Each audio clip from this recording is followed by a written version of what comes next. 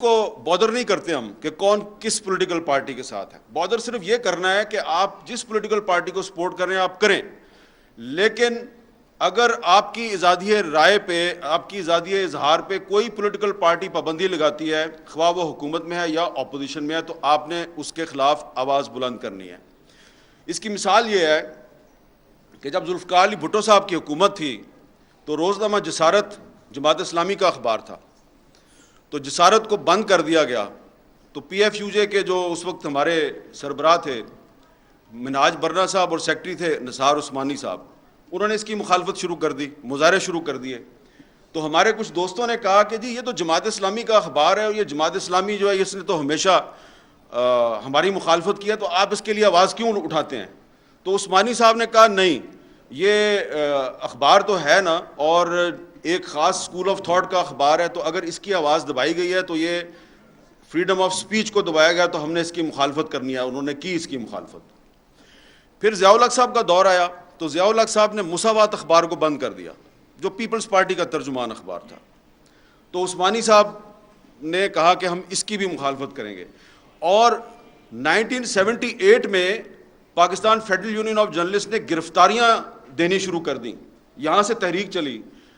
معذرت کے ساتھ عرض ہے کہ جو پولیٹیکل پارٹیز کی جو تحریک بحالی جمہوریت ہے جس کو ایم آر ڈی کہا جاتا ہے, یہ 1983 میں بنی ہے, لیکن پی ایف یو جے کی جنرل ضیاء الحق کے خلاف سٹرگل 1978 میں شروع ہو گئی تھی جب مساوات اخبار کو بند کیا گیا تھا. یہاں پہ ایک پرانے پپلے بیٹھے ہوئے ہیں پیچھے مجھے نظر آ رہے ہیں, عبداللہ ریاض صاحب, ان کو سارا پتہ ہے.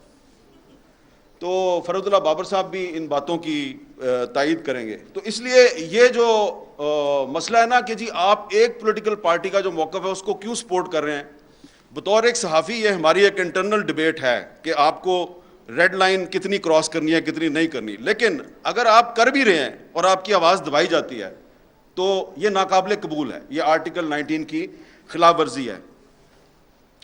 ہمارے دوست جناب شعیب شاہین صاحب نے بڑی زبردست باتیں کی ہیں. انہوں نے لائرز موومنٹ یاد دلائی ہمیں 2007 میں جب پابندیاں تھیں اور ہم سڑکوں پہ پروگرام کرتے تھے, اور عمران خان صاحب بھی آتے تھے اور مسلم لیگ نون کے لوگ بھی آتے تھے اور بھی سارے لوگ آتے تھے. لیکن ہمارا ایک خیال تھا کہ لائرز موومنٹ جو ہے اس کے نتیجے میں پاکستان میں جو قانون کی بالادستی کا جو تصور ہے, یہ تصور جو ہے یہ مضبوط ہوگا. لیکن یہ تصور جو ہے یہ مضبوط نہیں ہوا. یہ میں بڑی بدقسمتی سے بات کروں گا, جو فروٹ ہے نا, جو پھل ہے اسٹرگل کا, وہ نہیں ملا. اور اسی لیے پھر اس کے بعد ہمیں خود عدالتوں میں جا کے اور کہنا پڑا کہ یہ جو ہمارے میڈیا میں جو کچھ ہو رہا ہے اس کو بند کریں. میں نے 2012 میں سپریم کورٹ میں پٹیشن فائل کی کہ یہ جو انفارمیشن منسٹری کا سیکرٹ فنڈ ہے اس کو آپ بند کریں, کیونکہ یہ جو سیکرٹ فنڈ ہے اس سے صحافیوں کو رشوت تقسیم کی جاتی ہے. اس کو پیپلز پارٹی کی گورنمنٹ تھی. انفارچونیٹلی پیپلز پارٹی کی گورنمنٹ نے بڑی مخالفت کی ہماری, لیکن ہم نے کہا کہ یہ غلط بات ہے. اور اس کے بعد پھر بہت سے اور ایشوز تھے جس کے بعد ہمیں غداری کے الزامات لگنے شروع ہو گئے, حملے ہو گئے. تو آج آپ کو بھی غدار کہا جا رہا ہے, آپ کو بھی غداری کے مقدمات میں ملوث کرنے کی دھمکیاں دی جا رہی ہیں. تو ہم نے تو بھائی ہمیشہ سے یہ جو غدار کا ٹیگ لگانے والے لوگ ہیں اور غداری کے سرٹیفکیٹ تقسیم کرنے والے لوگ ہیں, ہم نے تو ان کی ہمیشہ سے مخالفت کی ہے. اب آپ بھی اس کی زد میں آ رہے ہیں تو ویلکم ٹو دا ٹریٹرز کلب, ہم آپ کو خوش آمدید کہتے ہیں غداروں کے کلب میں. اس کی وجہ یہ ہے کہ میں ذاتی طور پہ ہمیشہ یہ کہتا ہوں کہ اگر کوئی مجھے غدار کہتا ہے تو 100 دفعہ کہے کہ میرے لیے فخر کی بات ہے. ہاں اگر کوئی آپ کو پیٹریوٹ کہتا ہے تو پھر آپ ذرا مشکوک ہیں, کیونکہ پھر پیپلز پارٹی پیٹریوٹ بنی تھی نا, پتہ ہے نا آپ کو. تو مسلم لیگ کے اندر بھی جو گروپ بنے تھے قائد اعظم کے نام پہ, پتہ ہے نا آپ کو کس طرح بنتے ہیں, برا نہ بنائیے گا سرور خان صاحب. تو اس لیے اگر آپ کو کوئی پیٹریوٹ کہتا ہے تو پھر آپ مشکوک ہو جاتے ہیں. ہاں کوئی غدار کہتا ہے اس کا مطلب ہے کہ یار یہ بندہ جو ہے نا یہ اس راستے پہ چل رہا ہے جس پہ فاطمہ جناح چلی تھی. سب سے پہلے اس ملک میں مادر ملت محترمہ فاطمہ جناح کو جنرل ایوب خان نے کہا یہ انڈین ایجنٹ ہے, اور کہا کہ یہ غدار ہے. اس لیے آج کے پاکستان میں جب کسی سیاستدان کو غدار کہا جاتا ہے تو میں سمجھتا ہوں کہ اسے اس پہ اعتراض نہیں کرنا چاہیے, خوشی کے ساتھ کہیں کہ ہاں میں غدار ہوں, آؤ مجھے گرفتار کرو, آؤ میرے پہ مقدمہ چلاؤ. لیکن اگر کوئی فوجی ڈکٹیٹر جو ہے اس پہ آرٹیکل 6 کو ایبروگیٹ کرنے کا الزام ہے، تو اس پہ مقدمہ ضرور چلنا چاہیے، اس کو کنوکٹ کیا گیا تو اس کو سزا بھی ملنی چاہیے۔ تو یہ شعیب شاہین صاحب جو ہیں یہ میری اس بات سے اتفاق کریں گے، انہوں نے بڑے خوبصورت طریقے سے آپ کو ڈیفائن کر دیا ہے کہ آئین کی خلاف ورزی ایک اور چیز ہے اور آئین کو ایبروگیٹ کرنا ایک اور چیز ہے۔ تو آئین کی خلاف ورزی پر آپ ایک مقدمہ چلا سکتے ہیں کہ بھئی تم نے ٹریفک سگنل توڑا ہے، تمہیں جرمانہ کرتے ہیں، لیکن ٹریفک سگنل توڑنے پہ آپ کہیں کہ تم غدار ہو، تم نے آئین ایبروگیٹ کیا ہے، تو یہ بات جو ہے یہ ناقابل قبول ہے۔ اس لیے پولیٹیکل گورنمنٹ کو فوجی ڈکٹیٹروں کے راستے پہ بالکل بھی نہیں چلنا چاہیے۔ اب یہ جس پی ایف یو جے کے سیمینار پہ آپ آئے ہیں، یہ وہ پی ایف یو جے ہے جس نے ہر مشکل وقت میں جب بھی آزادی صحافت پہ کوئی برا وقت آیا تو اس پی ایف یو جے نے اس پہ سڑکوں پہ بھی لڑائی لڑی اور عدالتوں میں بھی لڑائی لڑی۔ تو اس لیے میں آج کیونکہ عمران خان صاحب ہیں، تحریک انصاف کے بہت سے لیڈر یہاں پہ بیٹھے ہوئے ہیں، تو آپ کو فوڈ فار تھاٹ دینا چاہتا ہوں کہ آپ ذرا سوچیں کہ جب آپ حکومت میں آتے ہیں تو کیا وجہ ہوتی ہے کہ یہ پی ایف یو جے جو آج آپ کی ہوسٹ ہے یہ آپ کی حکومت کے اقدامات کے خلاف عدالتوں میں چلی جاتی ہے۔ جیسا کہ آپ کو ہمارے دوست بتا رہے تھے کہ پیکا لا جو ہے یہ جب 2016 میں آیا تو مسلم لیگ نون کی حکومت تھی، اور اس وقت جب ہم نے اس لا کی مخالفت کی پیکا کی تو ہمیں کہا گیا کہ یہ آپ کے پیچھے ڈالر بول رہے ہیں، یاد ہے نا آپ کو؟ وہ ایک منسٹر ہوتی تھی ان کی، انہوں نے کہا آپ کے پیچھے ڈالر بولتے ہیں۔ ہم نے ان کو کہا کہ یہ تم آج 2016 ہے، تم یہ پیکا لا بنا رہی ہو، یہ اسی لا میں تم اندر ہو جاؤ گی۔ اب وہ کہیں نظر ہی نہیں آتی، پتہ نہیں کدھر چلی گئی ہے وہ۔ اچھا، اسی طرح پھر 2017 میں جب مسلم لیگ نون کی جو حکومت ہے اس نے ایک ایگزیکٹو آرڈر کے ذریعے تمام ٹی وی چینلز پر پابندی لگائی، تو ہم نے یہاں اسلام آباد میں ایک سکوت میڈیا کیمپ لگایا۔ ایک سکوت ڈھاکہ ہوا تھا، ہم نے کہا یہ سکوت میڈیا ہو گیا کیونکہ سارا میڈیا ہی بند کر دیا ہے۔ وہ فیض آباد میں دھرنا چل رہا تھا، اس کو روکنے کے لیے سارا میڈیا ہی بند کر دیا انہوں نے۔ تو یہ میں آپ کو اس لیے بتا رہا ہوں کہ کوئی بھی پولیٹیکل پارٹی ہو، پیپلز پارٹی ہو، مسلم لیگ نون ہو یا تحریک انصاف ہو، یہ پی ایف یو جے جو ہے یہ ہر حکومت کے دور میں جب بھی کوئی پابندی لگتی ہے تو یا تو ہمیں سڑکوں پہ آنا پڑتا ہے یا ہمیں عدالتوں میں جانا پڑتا ہے۔ تو یہ جو پی ایف یو جو ہے، اس پی ایف یو جے نے جب آپ نے پیکا آرڈیننس جو ہے وہ جب آپ نے لاگو کیا، اور میری انفارمیشن کے مطابق ڈاکٹر شیریں مزاری نے اس پہ آبجیکشن کی تھی، لیکن اس کے باوجود وہ ایک کابینہ کا بائی سرکولیشن اجلاس جو ہے اس نے اس کی منظوری دی اور آپ نے اس کو لاگو کر دیا۔ تو ودن 24 آورس انہوں نے مجھے لاہور سے کہا جی اس کو چیلنج کرنا ہے۔ یہ جمیل مرزا صاحب آگے میرے پاس، اگلے دن ہم نے بہت جلدی میں ایک پٹیشن تیار کی، اس میں آرگومنٹس بھی صحیح طرح نہیں لکھے، بس کر کے صبح جا کر 9 بجے عدالت میں ہم نے اس کو داخل کروایا، اور اس دن جسٹس اطہر من اللہ صاحب کا اللہ بھلا کرے کہ انہوں نے اس کا جو سب سے خطرناک اس کی جو کلاز تھی اس کو انہوں نے سسپینڈ کر دیا۔ اگر وہ سیکشن 22 اگر وہ اس دن سسپینڈ نہ کرتے تو آج یہ آپ یہاں پہ جو سیمینار کر کے کوئی چلا جائے گا، کوئی پتہ نہیں شاید جا سکے یا نہ جا سکے، کہیں کہاں پھنس جائے۔ لیکن یہ ہے کہ یہ شعیب شاہین صاحب تو پچھلے سیمینار میں بھی تقریر کر کے ابھی تک آپ صحیح سلامت پھر رہے ہیں، اگر وہ اطہر من اللہ صاحب اس سیکشن کو سسپینڈ نہ کرتے تو یہ بات کرنا آج یہاں پہ بڑا مشکل ہو جاتا۔ اس لیے یہ بات بالکل صحیح کی جا رہی ہے کہ ملٹری ڈکٹیٹر کے دور میں اور آج کے دور میں جو فرق ہے وہ یہ ہے کہ ملٹری ڈکٹیٹر کے دور میں آپ کو پتہ ہوتا ہے کہ آپ کا دشمن کون ہے۔ یہ سویلین گورنمنٹ کے دور میں جو ایک آمرانہ قسم کے اقدامات لگتے ہیں تو وہ سامنے نہیں آتے، پتہ ہی نہیں چلتا کون کیا کر رہا ہے۔ اسی طرح جو ایک تو پیکا آرڈیننس جو ہے، پیکا لا، یہ آزادی صحافت کے راستے کی بہت بڑی رکاوٹ ہے۔ ایک اور قانون ہے جو انگریز نے ہم پہ مسلط کیا تھا، 124A بغاوت کا مقدمہ، اور یہ 124A جو ہے یہ اس کی یہ ٹریجڈی ہے بہت بڑی پورے سب کانٹیننٹ کی، کہ ایک کشمیری جرنلسٹ ہے فہد شاہ، سری نگر میں اس کو جیل میں ڈالا ہوا ہے 124A کے تحت، اس پہ 124A لگائی ہے انڈین گورنمنٹ نے، اور یہاں پاکستان کی گورنمنٹ جو ہے اس نے علی وزیر جو elected member of the national assembly ہے اس کو 124A لگا کے اس کو جیل میں رکھا ہوا ہے، اور اس کی سپریم کورٹ نے ضمانت کی ہے، اس کی سندھ ہائی کورٹ نے ضمانت کیا ہے، لیکن علی وزیر کو باہر نہیں آنے دیتے۔ اور جب 124A کو ختم کرنے کے لیے کوئی سینٹ میں کوئی بل موو ہوتا ہے تو خواہ کوئی بھی گورنمنٹ ہو وہ اس کو پاس نہیں ہونے دیتی, اس کی مخالفت کرتی ہے. پی ٹی آئی کے دور میں جب رضا ربانی نے 124A کو ختم کرنے کے لیے بل پیش کیا تو اس کو ریجیکٹ کر دیا گیا. تو اس لیے اگر آپ چاہتے ہیں کہ پاکستان میں جو بولنے کی آزادی ہے اس کو تحفظ ملے تو یہ آپ کو پیکا لا ختم کرنا ہوگا, آپ کو 124A ختم کرنا ہوگا, آپ کو آفیشیل سیکرٹ ایکٹ ختم کرنا ہوگا, اور آرٹیکل 19 جو ہے, آرٹیکل 19 میں آپ کو امینڈمنٹ کرنی پڑے گی.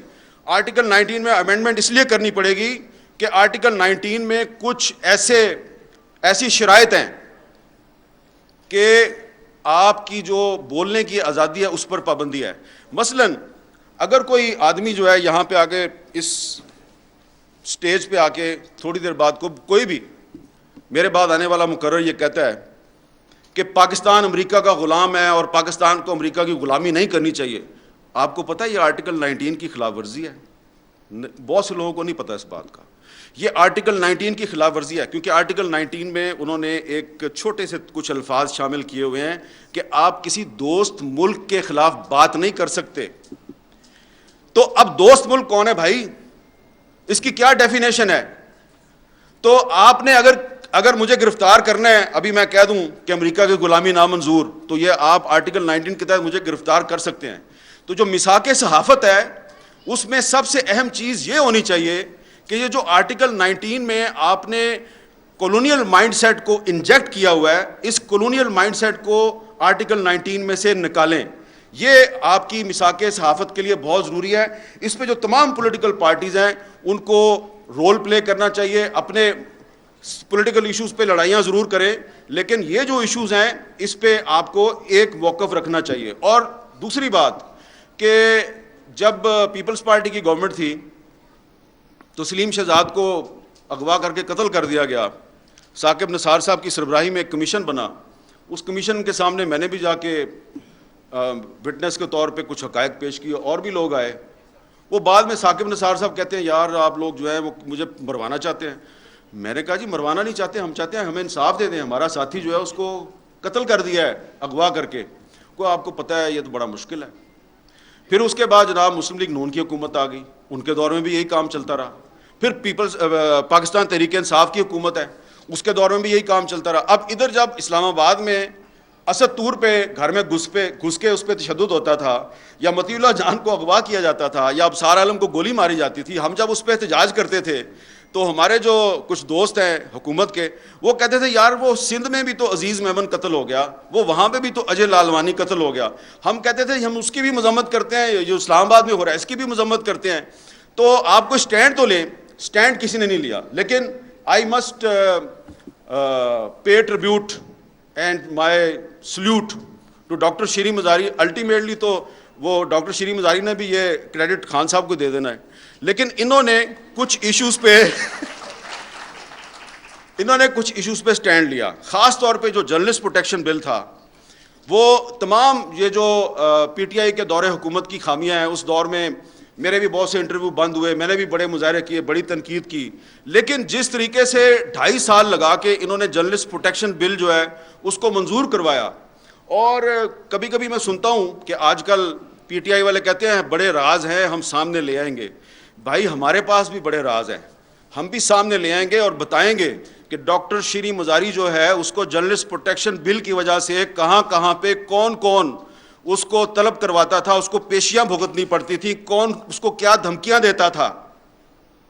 یہ بتا دوں گا نا میں, جس دن میں سیریس بات کر رہا ہوں اس دن آپ لوگوں کو لینے کے دینے پڑ جائیں گے. But I am not here to embarrass any one.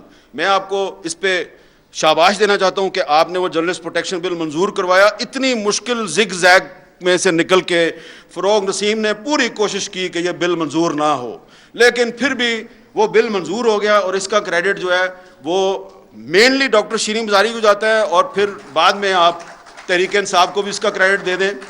لیکن یہ بات میں اس لیے کر رہا ہوں, میری بات کا برا نہ بنائیں, کہ جب فروغ نسیم صاحب اس بل کے خلاف سازشیں کر رہے تھے, اور انہوں نے جو مسنگ پرسنس کا بل تھا اس کے خلاف بھی سازشیں کی, تو کوئی روکنے والا نہیں تھا ان کو. یہ بڑا پرابلم ہے کہ آپ اس کو روک نہیں رہے تھے.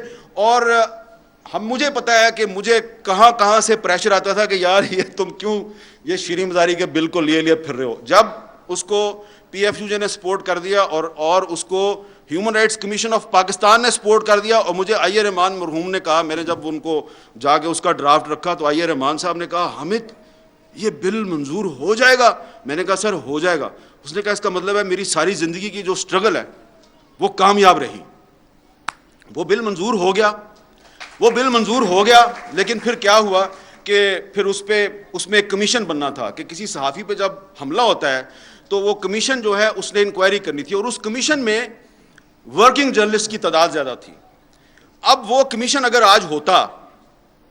وہ کمیشن آج ہوتا تو یہ جو بہت سے صحافی ہمارے سامنے بیٹھے ہیں جن پہ آج کل مقدمات درج ہو رہے ہیں اور ان کو ہراسمنٹ کا سامنا ہے, تو وہ کمیشن ان کی انکوائری کر رہا ہوتا.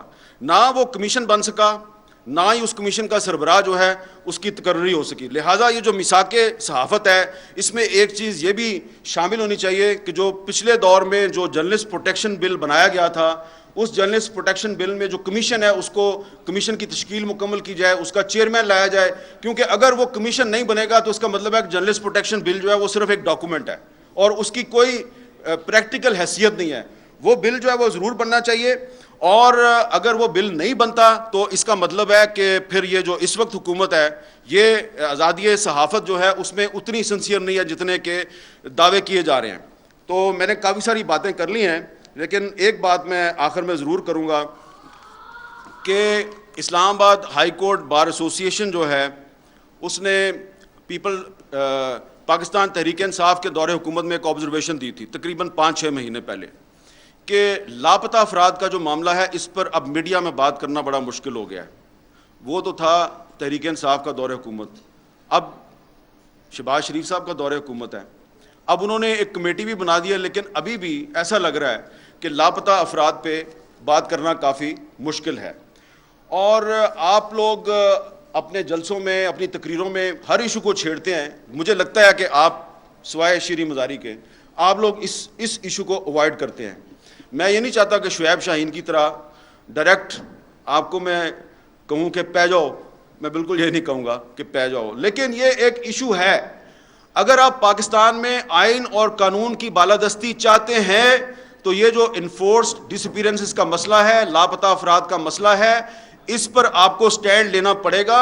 اور اس کا براہ راست تعلق جو ہے وہ آزادی اظہار کے ساتھ ہے, کیونکہ ہمارے بہت سے صحافی ساتھی جو ہیں ان کو اغوا کیا جاتا ہے, اٹھا لیا جاتا ہے صرف اسی چکر میں کہ آپ جو ہے ریڈ لائن کراس کرتے ہیں, اور پولیٹیکل ورکر جو ہے اس کو تو اٹھا کے غائب بھی کر دیا جاتا ہے. ہمارے کچھ ساتھی جو ہیں وہ جا کے پھر واپس آتے ہیں اور پھر وہ چپ ہو جاتے ہیں. تو اس لیے یہ جو لاپتہ افراد کا معاملہ ہے اس کا ہماری صحافت کے ساتھ اور فریڈم آف سپیچ کے ساتھ بہت گہرا تعلق ہے. اس لیے جب تک آپ اس پہ سٹینڈ نہیں لیں گے تو وہ لوگ جو سمجھتے ہیں کہ پاکستان میں آپ کو انسانی حقوق کی خلاف ورزیوں کے خلاف ایک سیسا پلائی ہوئی دیوار بننا چاہیے, وہ آپ کے ساتھ کھڑے نہیں ہوں گے, اور یہی آپ کا اصل ٹیسٹ کیس ہے. بہت بہت شکریہ.